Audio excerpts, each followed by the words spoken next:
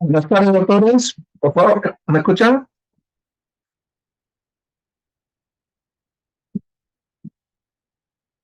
Doctores, buenas tardes, ¿me escuchan? Sí, doctor, sí se le escucha. Buenas tardes, doctor. Gracias, doctora, por contestar, muy amable. Voy a subir la clase.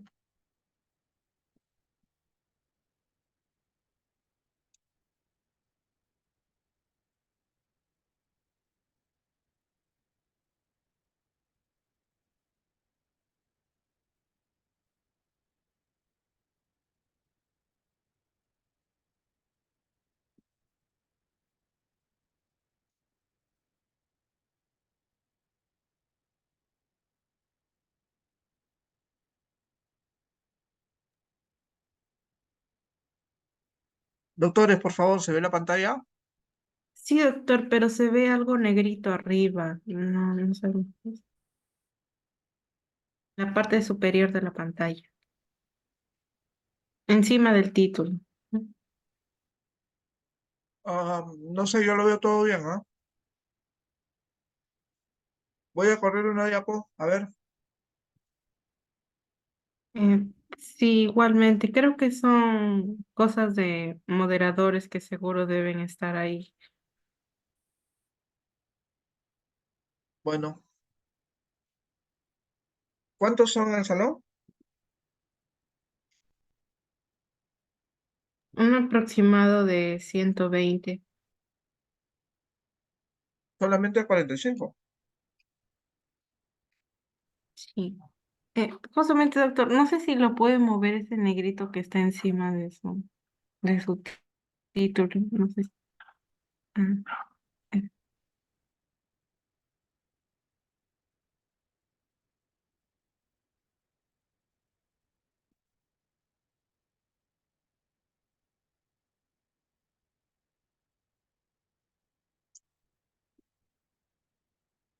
La verdad que no sé cómo moverlo, si no con gusto. mm, mm,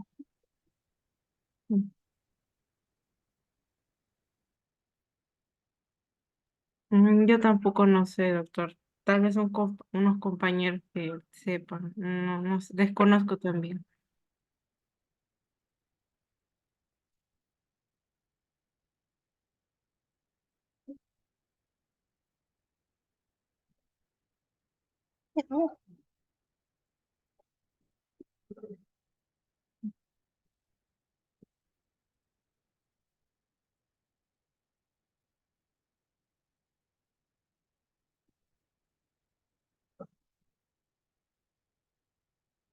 Ya, doctora, empezamos.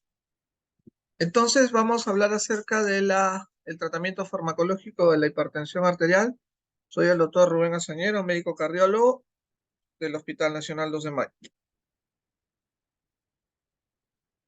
La principal causa de muerte en el mundo son las enfermedades cardiovasculares, doctores. Son 18 millones de muertes que se producen al año producto de la enfermedad cardiovascular. De ellas se estima que para el año 2030 van a aumentar en 23 millones. Como ustedes pueden ver, la causa número uno de muerte es la enfermedad cardiovascular. De las pacientes que tienen enfermedad cardiovascular, esto fue una publicación de Lancet del 2010, pueden ver cómo los principales factores de riesgo que están presentes en estos pacientes son múltiples, pero el más frecuente de todos ellos es la hipertensión arterial. Ustedes pueden ver cómo en este gráfico la hipertensión arterial es el factor de riesgo más frecuente, más prevalente en nuestros pacientes que tienen patología cardiovascular. La hipertensión arterial es un problema ampliamente difundido en todo el mundo. Este es un metaanálisis publicado, en Lancet 2021, el cual evaluó la hipertensión arterial a lo largo de 20 años. A lo largo de 30 años, desde el año 1990 hasta el año 2019. Como ustedes pueden ver, son muchos los países que participaron, son muchos los pacientes que también estuvieron involucrados, 104 millones. ¿Qué nos dice esta publicación, este metaanálisis? En el año 1990 existieron casi 600 millones de hipertensos. Para el año 2019, esto se duplicó prácticamente en 1.300 millones de hipertensos. Como ustedes pueden ver, la hipertensión arterial estaba ampliamente difundida en muchos países, incluido en Perú y en Canadá, que tuvieron las prevalencias más bajas, aproximadamente entre el 25 y el 24%. Si nos guiamos a los ensayos clínicos hechos acá en el Perú. Acá en el Perú, el 2021, el autor Ruiz Alejos, la autora Ruiz Alejos, hizo un metaanálisis de los principales ensayos de prevalencia e incidencia de hipertensión arterial en el Perú y determinó que la prevalencia de la hipertensión arterial es en el 22% de la población general. Acá podemos ver cómo el 51% de los pacientes tenían diagnóstico, 49% no sabían que eran hipertensos y la incidencia es de 4.2 casos por cada 100 habitantes. Podemos ver de que exactamente 1 de cada 5 pacientes son hipertensos en el Perú, 4 nuevos casos por cada 100 personas al año y solo la mitad de los hipertensos tenían el diagnóstico previamente conocido. Y la hipertensión arterial, entonces, doctores, es un problema que ya tiene bastantes años en nuestro medio. Ustedes pueden ver de que es una enfermedad ampliamente conocida, pero mal controlada. En la columna de la derecha pueden ver las pobres tasas de control de la hipertensión arterial, incluso en los países llamados del primer mundo. ¿Cuál es el problema por el cual no se controla una enfermedad ya ampliamente conocida? En primer lugar, el sistema de salud. De repente no es un sistema de salud de mucho acceso para poder llegar y hacer un control adecuado de la hipertensión arterial. Otro punto es la inercia médica. Muchos pacientes llegan a la consulta por otros motivos y simplemente el médico pierde la oportunidad de poder tomarle la presión arterial. Llega por una consulta oftalmológica, por una interconsulta al psiquiatra, llega por una consulta al dermatólogo y simplemente el médico no le toma la presión arterial y pierde un momento importante para poder hacer una valoración de un paciente hipertenso. Otro problema es la adherencia del paciente al tratamiento. Al ser la hipertensión arterial, doctor, es una enfermedad asintomática, muchos pacientes son reacios a tomar la medicación. Y a pesar que hay sistemas de salud buenos que hacen que la medicación le llegue incluso a la casa del paciente, el paciente no cumple con su tratamiento por ser una enfermedad netamente asintomática. La evolución de la definición de la hipertensión arterial ha sufrido cambios durante muchos años. Así vemos que de los años 60 hacia adelante han habido modificaciones en lo que respecta a las cifras para poder decir que un paciente es hipertenso. De los años 90 para adelante ya hay un consenso en base a 140,90, teniendo en consideración que hay guías que señalan diferencias interesantes. Esta es la última guía americana publicada por el ACC, Colegio Americano de Cardiología, y el AHA, la Asociación Americana del Corazón, el 13 de noviembre del 2017. Esta guía establecía un manejo interesante de la hipertensión arterial. Por ejemplo, decía que la hipertensión arterial ya no es a partir de 140,90, sino a partir de 130,80. A partir de 130,80 ya decía que el paciente tenía una hipertensión, en este caso estadio 1, si la presión arterial sistólica estaba entre 130 y 139 o la diastólica estaba entre 80 y 89. A partir de 140,90 para los americanos es hipertensión estadio 2.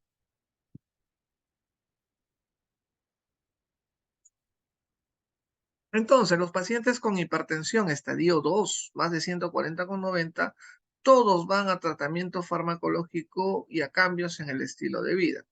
Sin embargo, los pacientes con hipertensión estadio 1, los que tienen sistólica entre 130 y 139, o diastólica entre 80 y 89, van a tener una valoración de score de riesgo.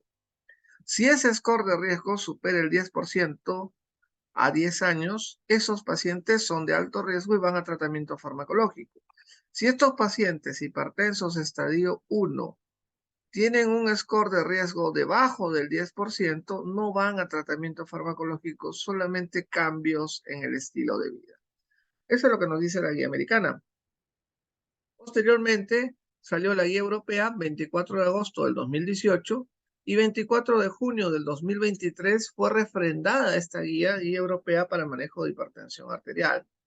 Esta guía establece, ahí ustedes pueden ver en rosado, la hipertensión a partir de 140,90, 140,90. En amarillo, la presión normal alta vendría a ser la hipertensión estadio 1 de los americanos, ¿ok? Entonces, para los europeos es hipertensión arterial a partir de 140,90 y en amarillo, la presión normal alta de los europeos es la hipertensión estadio 1 de los americanos. Vean, a partir de 140,90, estableciendo 3 niveles para poder clasificar a la hipertensión arterial, todos van a cambios en el estilo de vida y tratamiento farmacológico. ¿Qué hacen con la presión normal alta, que es la hipertensión estadio 1 de los americanos? Dicen, esa presión arterial normal alta para el europeo, estadio 1 para el americano, consideren tratamiento farmacológico en pacientes de muy alto riesgo, especialmente aquellos con enfermedad coronaria. Entonces, mira, el manejo es prácticamente igual. En ese grupo de presión normal alta para el europeo o estadio 1 para el americano, si es paciente de alto riesgo, va a tratamiento farmacológico. Si no es paciente de alto riesgo en ese rango, sería susceptible de un manejo de cambios en el estilo de vida. Para los europeos, y eso es importante remarcar, existen 5 grupos principales para el manejo de la hipertensión arterial.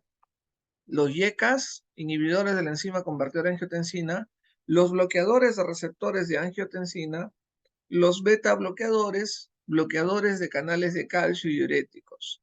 Estos 5 grupos han demostrado eficacia en controlar la presión arterial en múltiples ensayos clínicos y en mejorar o disminuir la morbimortalidad cardiovascular. A diferencia de las guías americanas que no recomiendan al beta bloqueador como droga de primera línea, los europeos sí recomiendan 5 grupos farmacológicos, incluido el beta bloqueador. Otra recomendación importante que nos hace la guía europea es establecer un tratamiento combinado desde el momento que iniciamos el tratamiento para pacientes con hipertensión arterial. Ese tratamiento combinado en todo paciente que recién incluso es diagnosticado con hipertensión arterial debe estar basado en una sola píldora, vale decir, 2 componentes en una sola píldora. De esa manera se mejora la adherencia al tratamiento. Debe ser recomendado para la mayoría de pacientes. La mayoría de pacientes hipertensos deben tener tratamiento combinado. Y la monoterapia, o sea, usar solamente un fármaco para el manejo de la hipertensión arterial, se reserva para pacientes en el rango normal alto o estadio 1 de los americanos, pacientes muy ancianos o pacientes muy ancianos frágiles. ¿Cuál es el tratamiento farmacológico que uno debe usar para el manejo de la hipertensión arterial?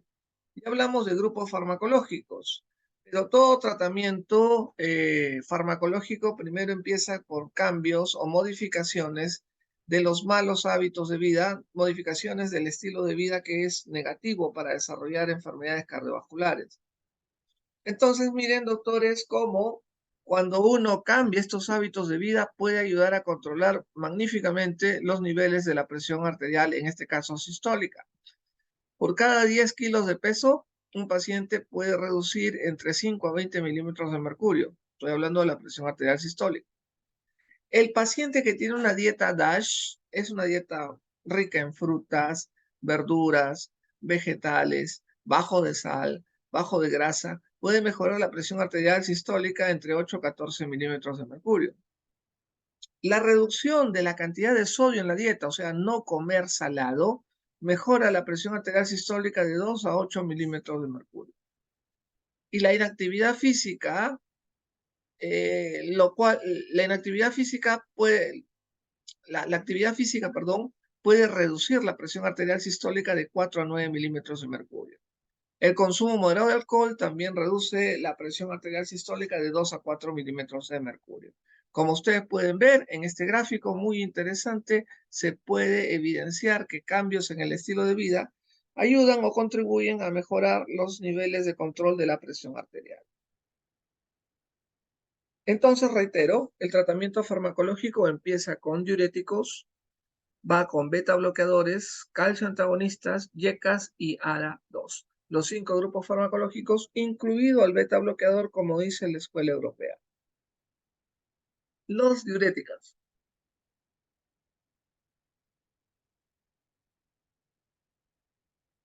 Tenemos distintos tipos de diuréticos. Los diuréticos de asa, que son los más potentes, los diuréticos tiazídicos, que se utilizan muchas veces como complemento para el manejo de la hipertensión arterial, y los diuréticos ahorradores de potasio, que normalmente no se usan en el manejo de la hipertensión arterial. De todos ellos, los diuréticos tiazídicos han demostrado ser buenos acompañantes de muchos antihipertensivos que ayudan a controlar de una manera eficaz y efectiva la presión arterial. Vemos cómo acá en el Perú tenemos la hidroclorotiazida, dosis de 12.5 o 25 miligramos una vez al día va a ser suficiente para poder controlar la presión arterial en muchos pacientes. De todo ese grupo, en el Perú solamente tenemos hidroclorotiazida y ahora tenemos hace un tiempo clortalidona.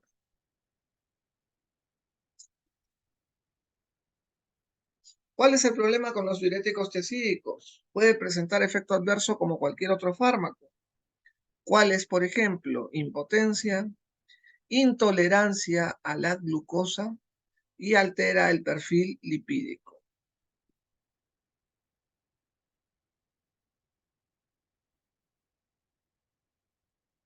Los beta bloqueadores son drogas muy buenas utilizadas durante hace muchísimos años. Ya sabemos que el efecto del beta bloqueo produce un cronotropismo negativo, baja la frecuencia cardíaca, dromotropismo negativo, baja la velocidad de conducción, tiene efecto antiarrítmico, tiene efecto inotrópico negativo y tiene efecto antiisquémico. Eso significa usar un beta bloqueador.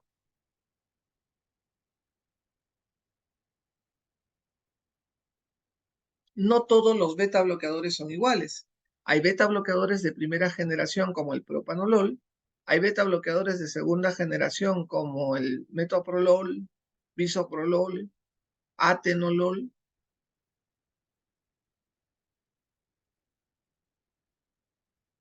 Y también tenemos beta bloqueadores de tercera generación que vienen con efectos extras, por ejemplo, efecto vasodilatador.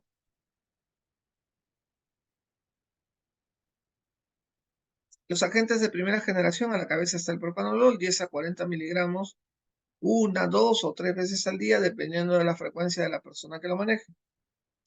Agentes de segunda generación genéricos, ustedes tienen atenolol, metoprolol, bisoprolol. Y agentes de tercera generación, ustedes tienen al carvedilol, labetalol y pindolol. Clásico beta bloqueador de primera generación, propanolol. Clásico beta bloqueador de segunda generación, el atenolol, metoprolol, bisoprolol.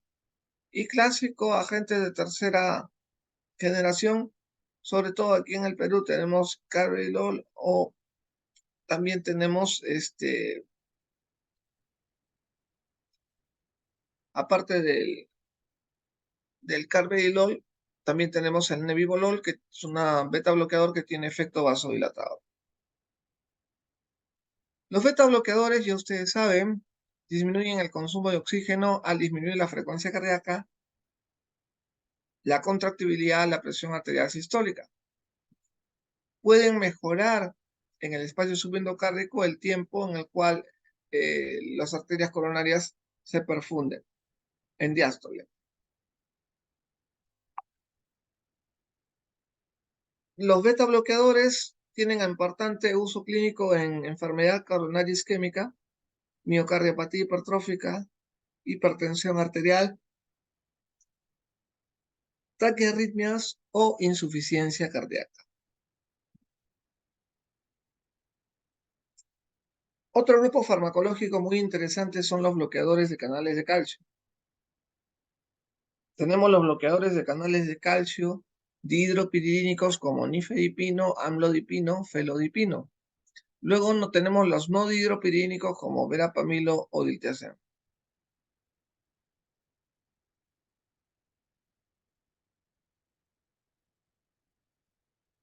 Los bloqueadores de canales de calcio se pueden utilizar en hipertensos que además tengan angina, espasmo coronario o arritmias supraventriculares.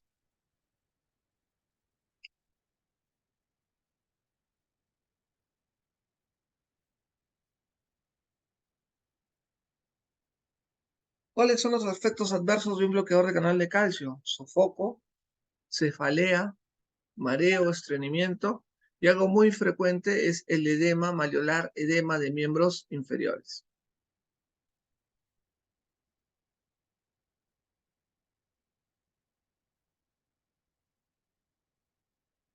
Inhibidores de la enzima convertidora de angiotensina son otro grupo farmacológico bastante utilizado en el manejo de la hipertensión arterial. Los inhibidores de la enzima convertidora de angiotensina bloquean la enzima convertidora de angiotensina, evitando que la angiotensina 1 se convierta en angiotensina 2, porque la mayoría de efectos deleterios están en manos de la angiotensina 2. Miren, es muy común, seguro ustedes han escuchado, utilizar drogas como el captopril o enalapril, silasapril, clinapril, trandolapril, lisinapril, etcétera. Ustedes pueden utilizar donde se sientan más cómodos.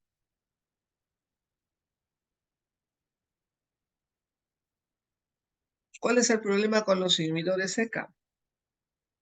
Si es mal usado, puede producir hipotensión severa, síncope, insuficiencia renal, hipercalemia y angioedema.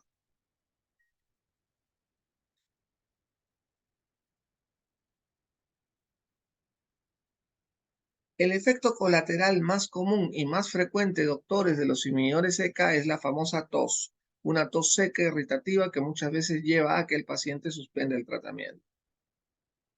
Y luego tenemos los bloqueadores del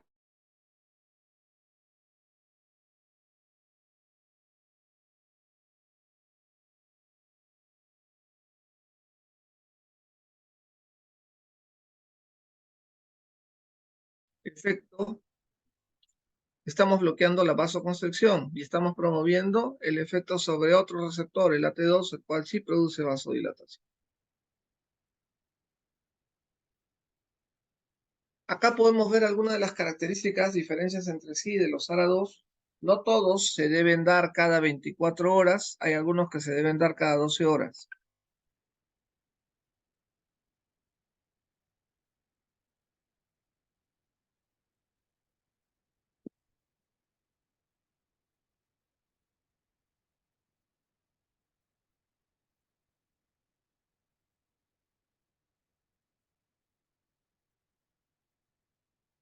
Finalmente, ¿cuáles son las condiciones que van a favorecer el uso de una u otra droga en el espectro del universo de los pacientes hipertensos?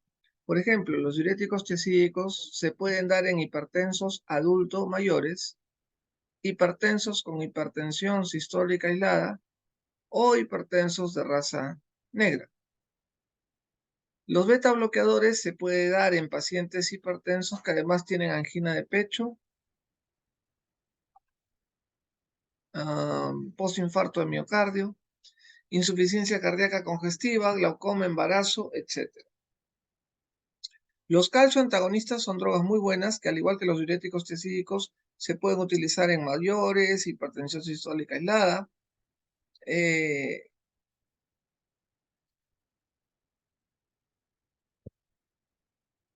Esas son principalmente las indicaciones de los calcioantagonistas.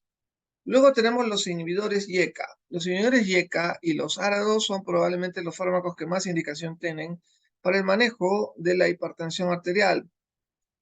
Miren, ustedes pueden ver cómo el inhibidor ECA, el inhibidor de la enzima convertidora de angiotensina, se debe usar en pacientes con falla cardíaca, postinfarto de miocardio, nefropatía no diabética y diabética, proteinuria, hipertrofia ventricular izquierda, fibrilación auricular, síndrome metabólico.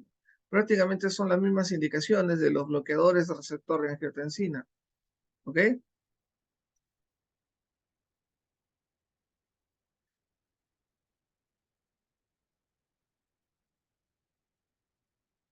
Finalmente, los europeos, en su última guía publicada en junio del año pasado, nos dicen de que esta es la mejor forma en la cual uno puede combinar el tratamiento.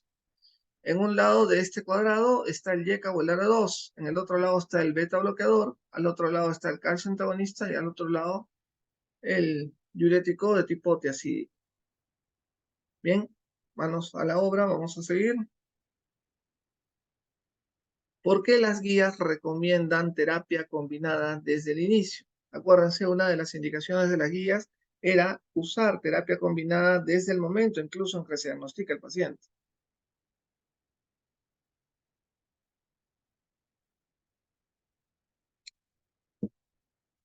¿Cuál es el motivo por el cual los europeos recomiendan terapia combinada? Miren, estos son modelos de animales de un estudio hecho por un autor alemán, Weber, hace mucho tiempo, el cual evaluó ratitas. Una era hipertensa porque tenía alterado el sistema nervioso simpático. La otra ratita era hipertensa porque tenía alterado el sistema renina-angiotensina-aldosterona. Pero hay una tercera ratita, la cual estaba hipertensa, y estaba hipertensa porque manejaba volúmenes intravasculares bastante grandes. Entonces, los pacientes no tienen una sola ruta metabólica que les genere hipertensión arterial. Tienen un poco de alteración del sistema nervioso simpático, un poco de alteración del sistema renina-angiotensina y un poco alterados los volúmenes intravasculares. Por lo tanto, cuando daban una droga, solamente tenían un control parcial de la presión arterial. Cuando lo combinabas con la droga B, les iba un poco mejor. Y cuando incluías 3 drogas hasta la droga C, teníamos un porcentaje mayor de cumplimiento del tratamiento. Y eso está demostrado. Está demostrado, por ejemplo, que el utilizar 2 principios activos en un solo comprimido mejora la adherencia al tratamiento y por ende mejora el control de la presión arterial. Este es un metaanálisis hecho publicado en 2009, British Medical Journal, por el autor Lau, el cual hizo un metaanálisis de 147 estudios, 464,000 pacientes. Se vio, miren, en la flecha azul y flecha roja, como con monoterapia estos pacientes reducen 24% de eventos cardiovasculares y 33% riesgo de stroke. Pero ¿qué pasa si el dueño, perdón, el que va a tomar las drogas no toma una sola dosis plena, sino toma 3 a dosis media estándar? Miren cómo el dar 3 grupos de drogas bloquea más rutas fisiopatológicas y te permite un mejor control de la presión arterial. Aquí ustedes pueden ver en la columna de la derecha hay una flecha en azul y una flecha en rojo, el cual indica el porcentaje de reducción de eventos cardiovasculares y el 60% de reducción de stroke.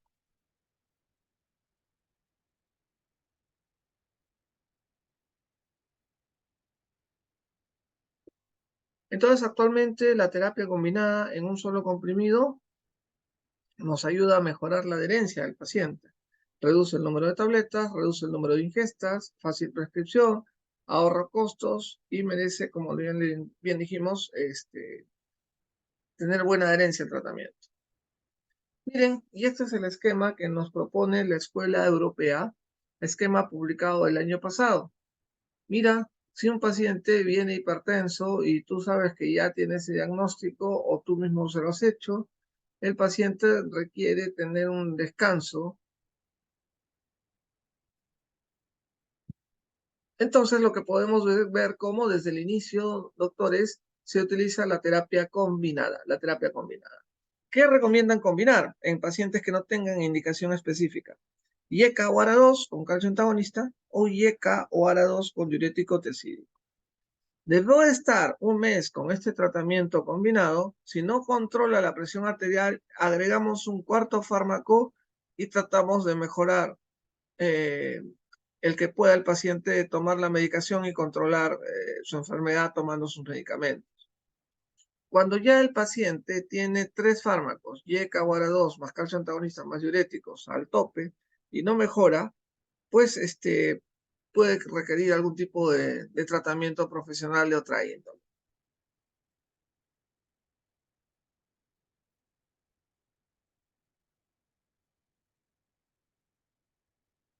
Muy bien, doctores, una vez que han diagnosticado a su paciente hipertenso, una vez que le están dando el tratamiento más indicado, ¿cuál es el objetivo para poder llevar a nuestro paciente? Según los europeos, menos de 130 y menos de 80. Para los europeos. Para los americanos, para que tu paciente esté adecuadamente controlado, tiene que estar menos de 130,80, menos de 130,80.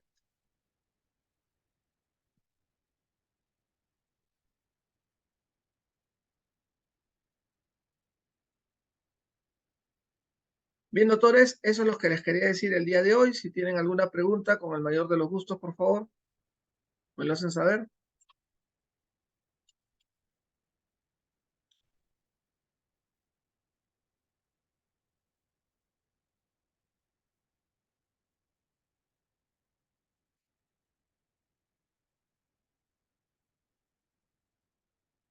Doctor, disculpe, no sé si podría pasar sus diapositivas, por favor.